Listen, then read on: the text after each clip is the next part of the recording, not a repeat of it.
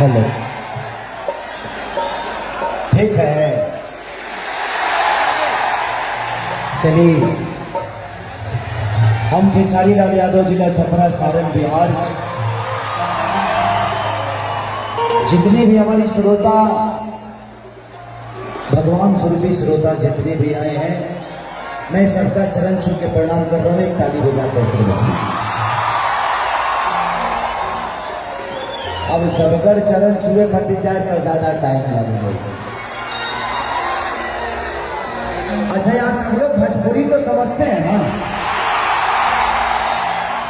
अच्छा कहे भाई लड़का हमारा मुँह में धूप होता है भाई जी। लाइट को थोड़ा सा डिम रखिए। हाँ, डिम रखिए।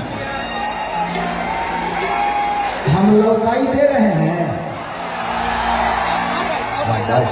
क्योंकि आप सब मुझे देख पा रहे हैं, मैं आपको नहीं देख पा रहा हूँ इस लाइट की वजह से। तो कुछ अलग से लाइट दे दीजिए ताकि मैं भी देख पाऊँ इनको। हमारा मोरिये पर बार बार पागल कर तो हमारा के चलिए। जिला प्रशासन के जितने भी लोग हैं, डीएम साहब से लेकर माननीय मुख्यमंत्री भूपेश बघेल